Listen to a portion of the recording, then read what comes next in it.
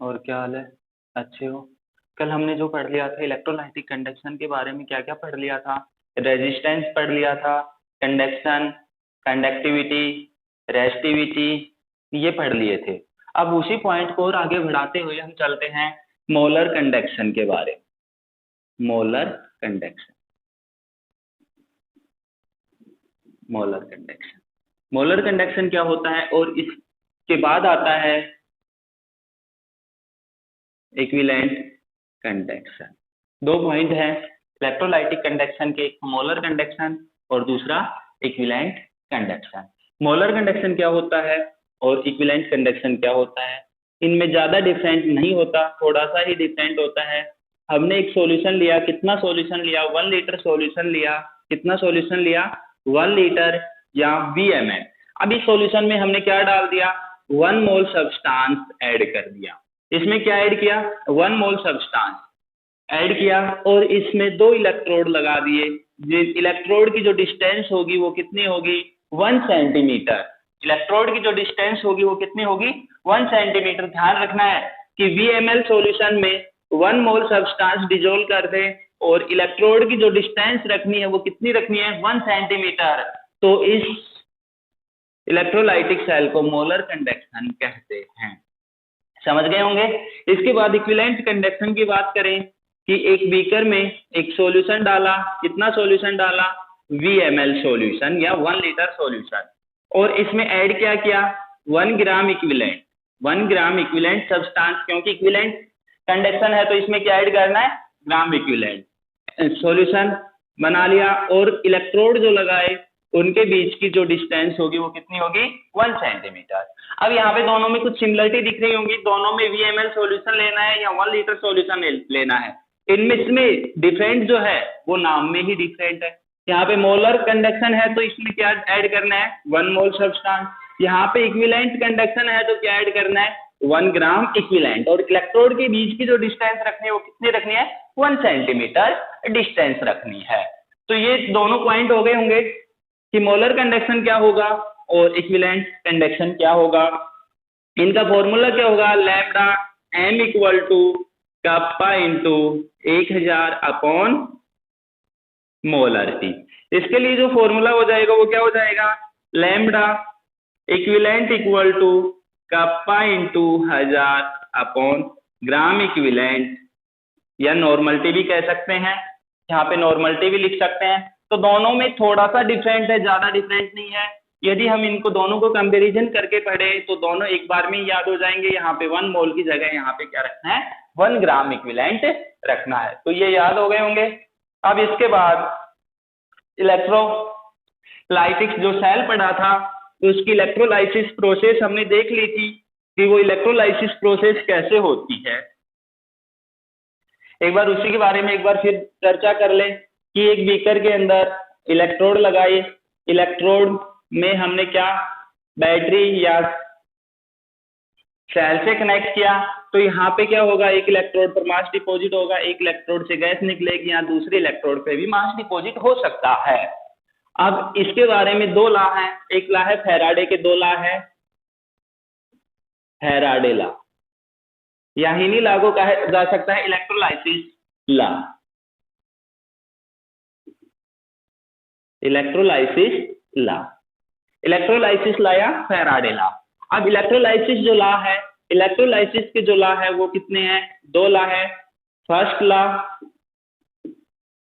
और दूसरा second law. First law और सेकंड लॉ।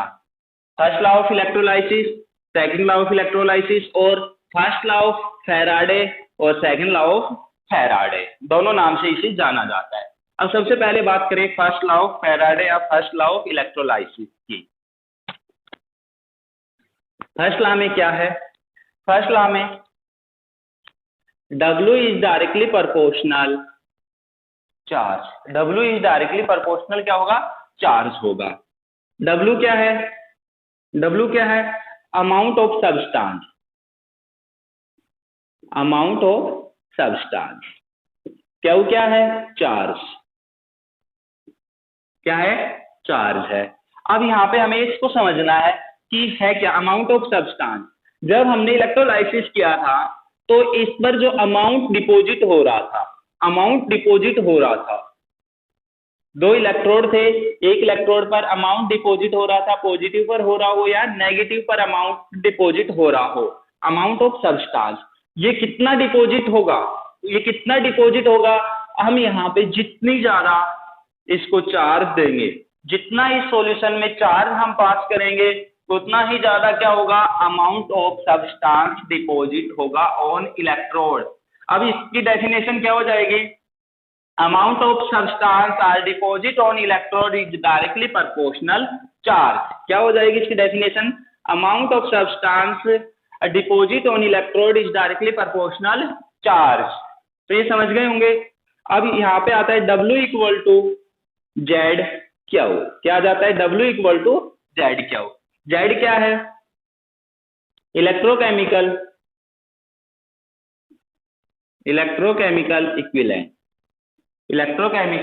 इक्विवेलेंट होता है। क्या होता है, इलेक्ट्रोकेमिकल इक्विवेलेंट होता है।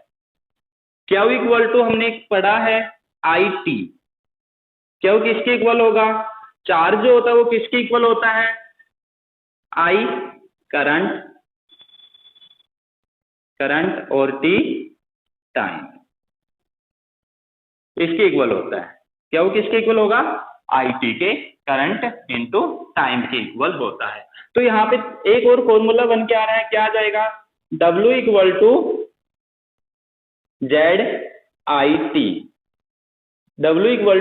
ZIT। मास ऑफ डिपॉजिट किसके इक्वल हो जाएगा, इलेक्ट्रोकेमिकल इक्विवेलेंट, करंट और टाइम के इक्वल हो जाएगा। अब Z इक्वल टू क्या होता है, Z equal to molecular mass या molar mass into upon number of faraday. Z equal to mass upon number of faraday. तो W इक्वल टू यहाँ पे अब क्या लिख सकते हैं हम, MIT upon number of faraday. तो ये फाइनल जो फॉर्मूला होता है, यहाँ तक हम मोस्टली यहीं तक फॉर्मूला लिखा जाता है, लेकिन जब न्यूमेरिकल आता है तो ये न्यूमेरिकल इसी फॉर्मूले से सोल्व होगा। एक न्यूमेरिकल करके देखते हैं।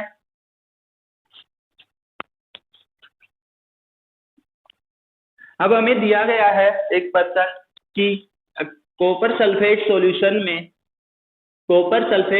में 1 एम्पियर करंट या 1 एम्पियर करंट 1 सेकंड के लिए पास किया गया है। 1 एम्पियर करंट 1 सेकंड के लिए पास किया गया है। तो amount of copper deposit on electrode, तो हमें क्या बताना है, अमाउंट ऑफ कॉपर बताना है कि इलेक्ट्रोड पर अमाउंट कितना जमा होगा कॉपर का।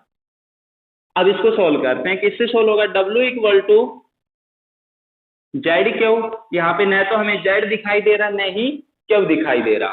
क्यू इक्वल टू क्या होता है, हमने पढ़ा था IT, I है हमारे पास और T भी है। तो क्यू इक्वल टू क्या हो जाएगा, 1 इंटू 1 इक्वल टू 1 कुलाम हो जाएगा। क्या हो जाएगा, 1 कुलाम। अब जेड इक्वल टू क्या होगा, M upon number of Faraday.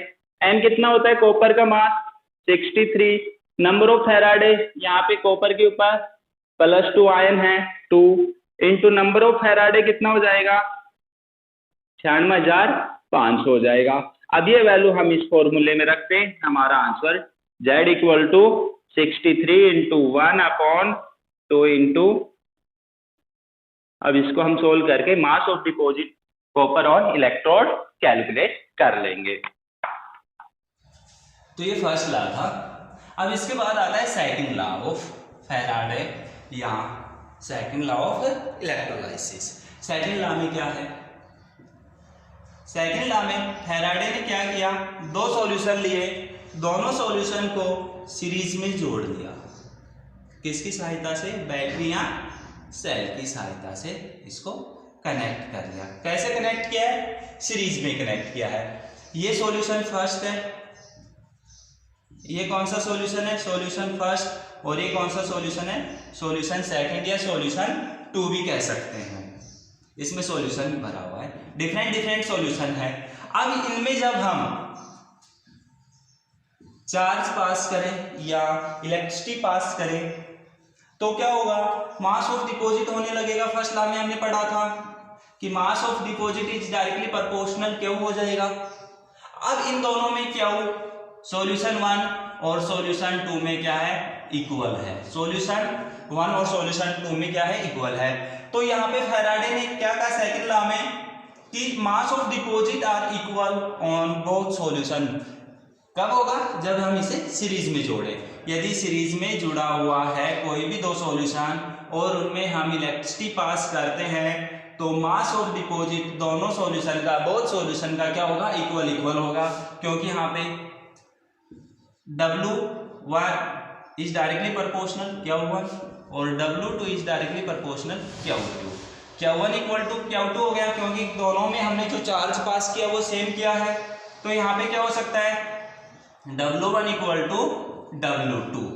Mass of deposit on solution first equal to solution second. जो दोनों इलेक्ट्रोड पर मास डिपॉजिट होगा वो दोनों में इक्वल होगा। W1 upon W2 equal to E1 upon E2। ये फॉर्मूला हमें पढ़ने को मिलता है। तो ये समझ गए होंगे, E क्या है, इलेक्ट्रो नहीं, ग्राम इक्विवेलेंट होता है। तो ये सेकंड लॉ था।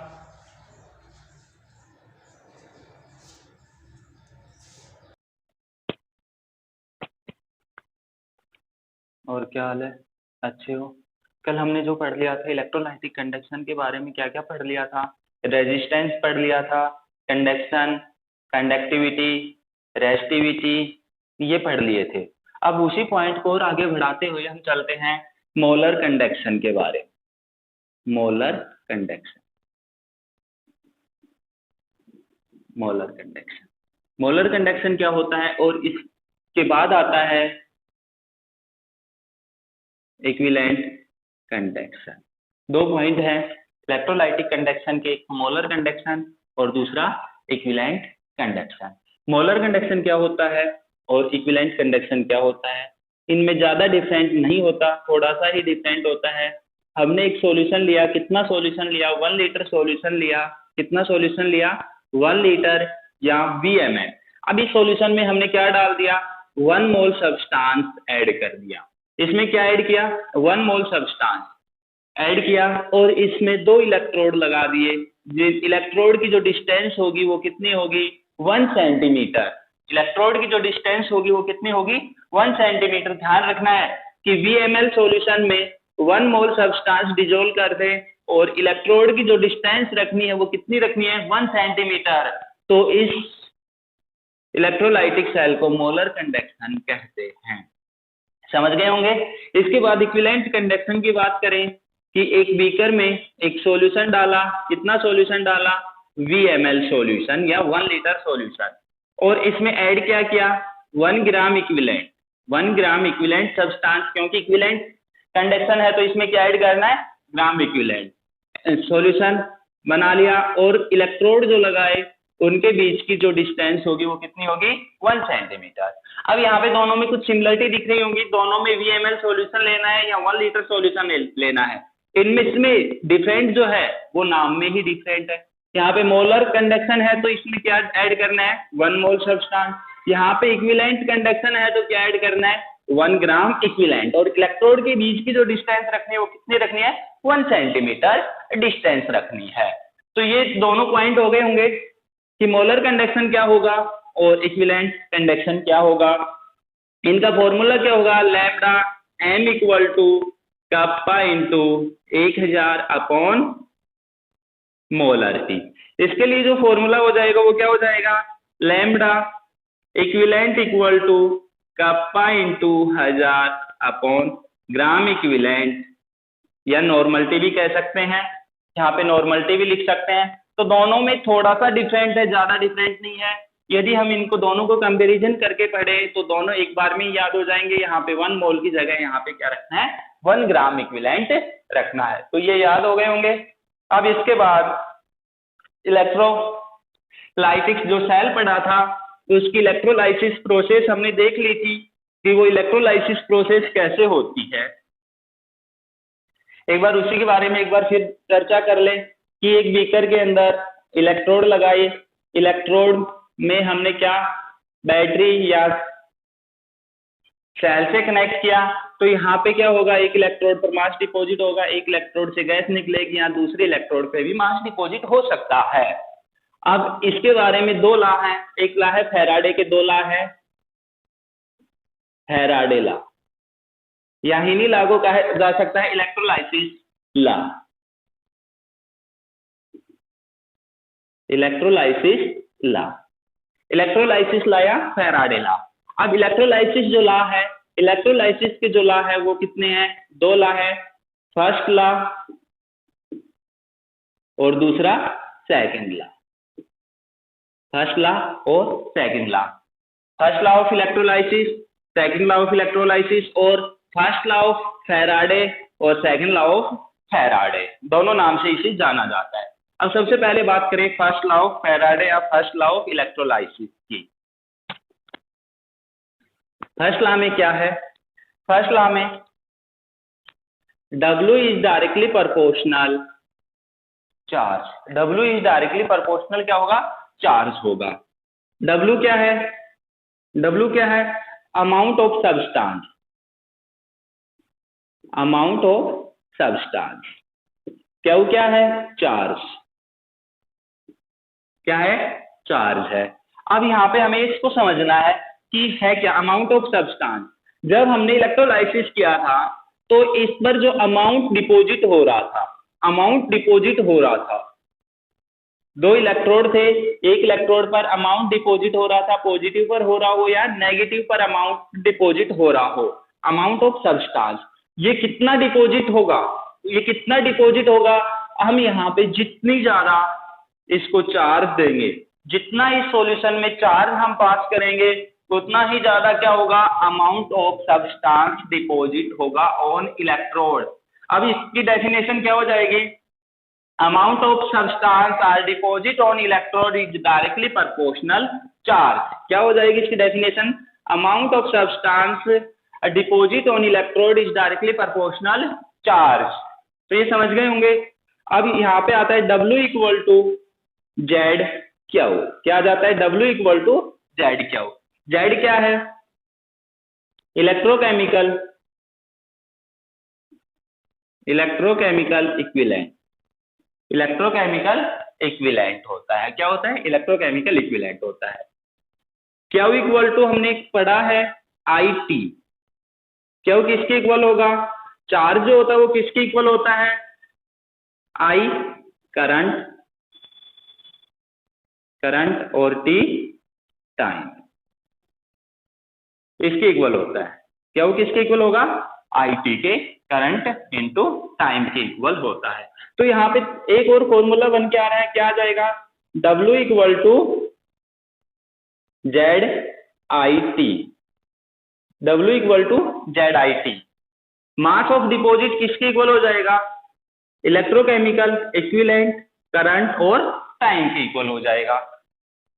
अब Z इक्वल टू क्या होता है, Z equal to molecular mass या molar mass into upon number of faraday, Z equal to mass upon number of faraday. तो W इक्वल टू यहाँ पे अब क्या लिख सकते हैं हम, MIT upon number of faraday. तो ये फाइनल जो फॉर्मूला होता है, यहाँ तक हम मोस्टली यहीं तक फॉर्मूला लिखा जाता है, लेकिन जब न्यूमेरिकल आता है तो ये न्यूमेरिकल इसी फॉर्मूले से सोल्व होगा। एक न्यूमेरिकल करके देखते हैं।